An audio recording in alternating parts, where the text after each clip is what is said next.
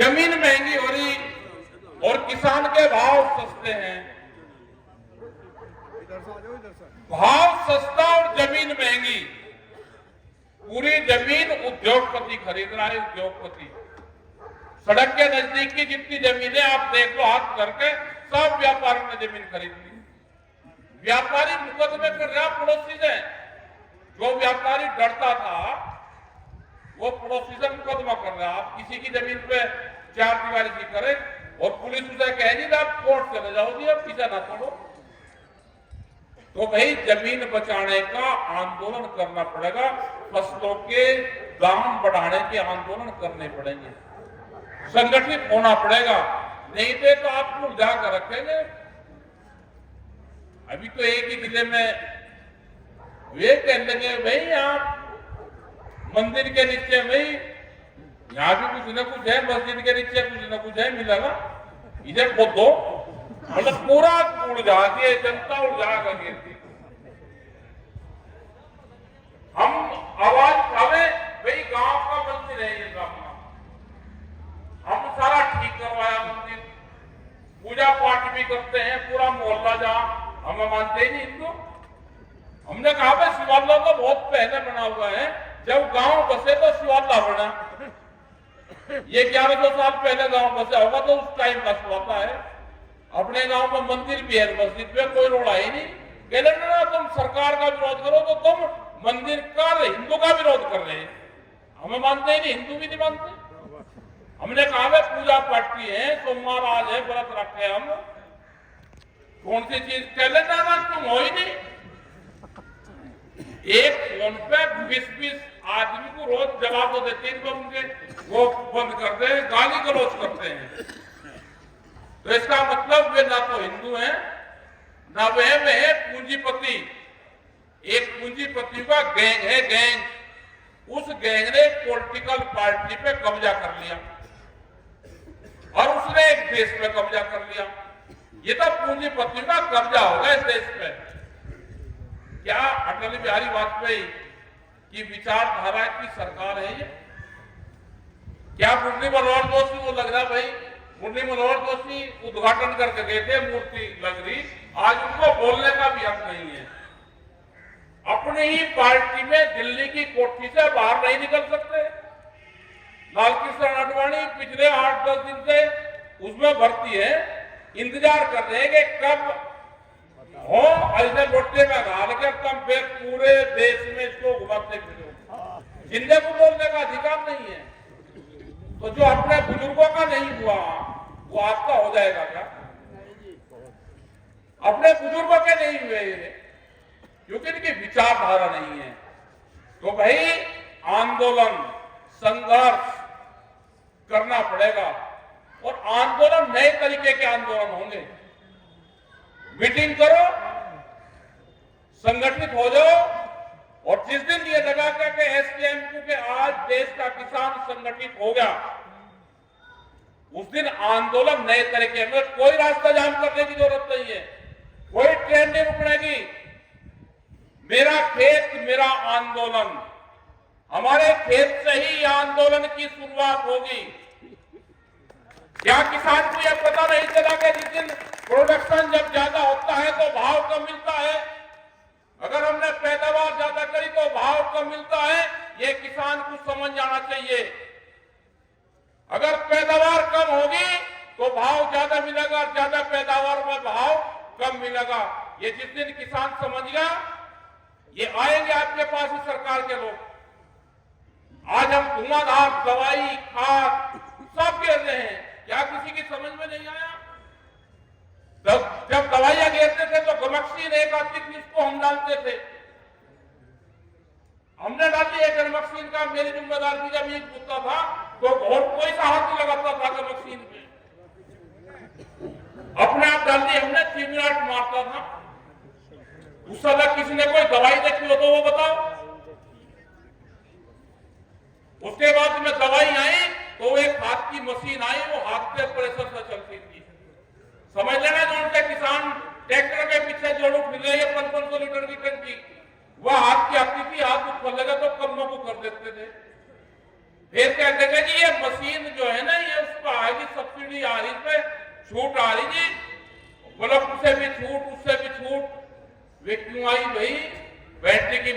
आएगी, इंजन वाली आएगी कि उससे जल्दी स्प्रे हो और दवाई ज्यादा लगे। उससे भी काम नहीं चला, आपको ट्रैक्टर के पीछे जोड़ रखे 100-200 मीटर के ले रखे पाइप और धुआंधार बज रहा पूरा का पूरा पंजाब बर्बाद हो गया। इसी से ही पंजाब के लोग बैठे हुए। कैंसर की ट्रेन चलती है, वहां से ट्रेन जो दवाई गिर रहे हो, आज गन्ना चूसने के लायक नहीं रहा। गेहूं नहीं खा रहे, कहते बिना खाद के हमको दे दो कहीं से। अपने में खाद गिरोगे और दूसरा सा गेहूं बिना खाद के कौन दे देगा भाई? इनका कम कर लो, या कम पैदावार हो जाएगी तो आप बच जाओगे। कम पैदावार से ही किसान बचेगा, अपने खर्चे कम करने पड़ेंगे, कम। ये तो चाह रही आपकी जमीन बिके, कर्जा ले लो, जमीन बेच दो, और इस देश में लेबर तैयार होनी है बिहार की तरह। ये प्लान इनका है।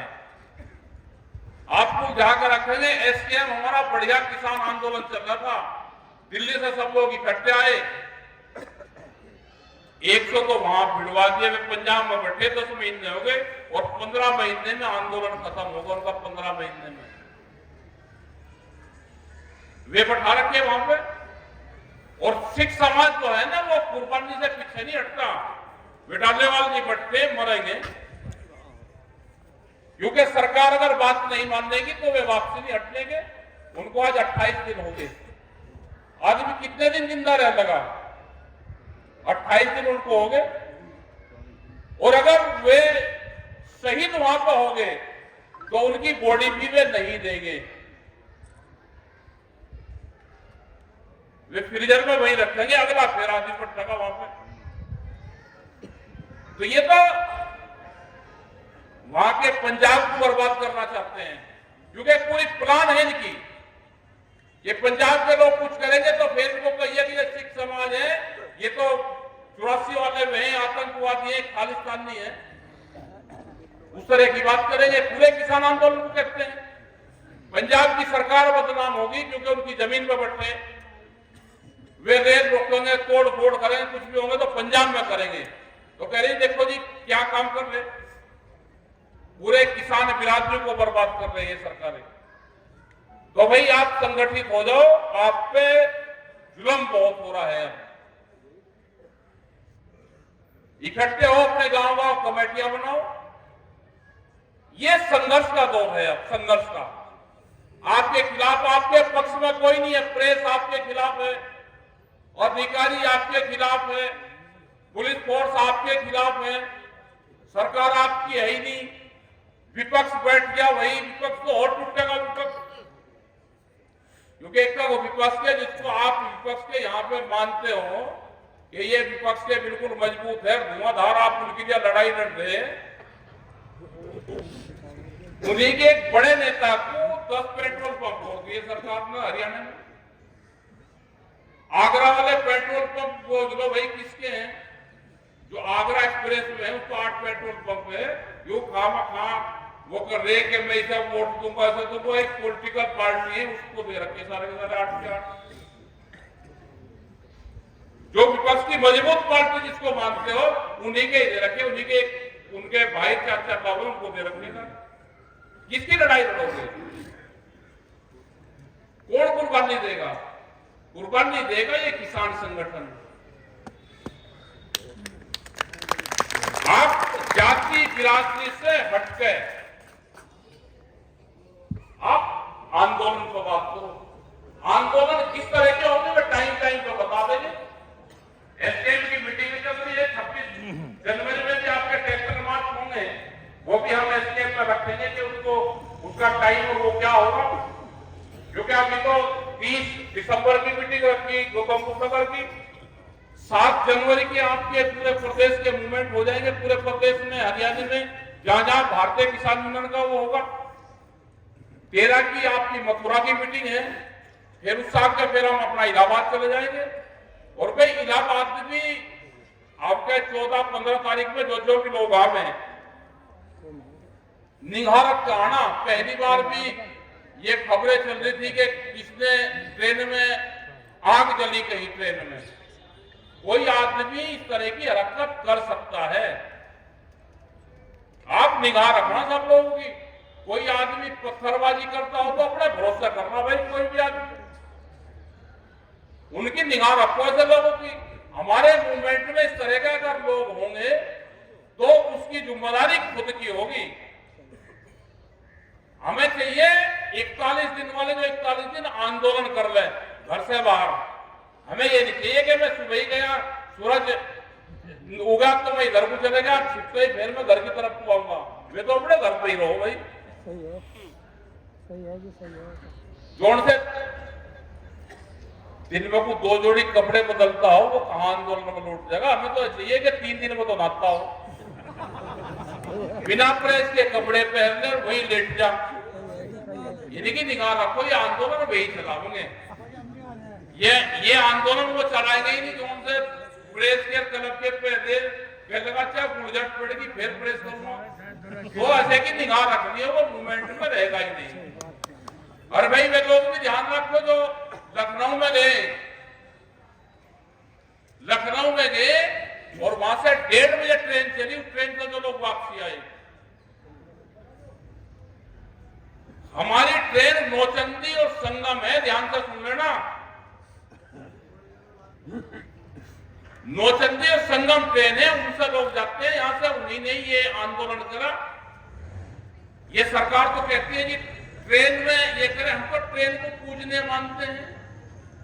भाई जिस ट्रेन ने हमारे आंदोलन को चलाया और टिकैत साहब को भी 25-30 साल उसी ट्रेन में लेकर गई और हमको भी वही ट्रेन लेकर जा रही। इस पूरे क्षेत्र को पूर्वांचल और मध्यांचल और पूरा पश्चिमांचल एक इन ट्रेनों ने जोड़ा हो तो हमारे लिए तो पूजनीय ट्रेन है।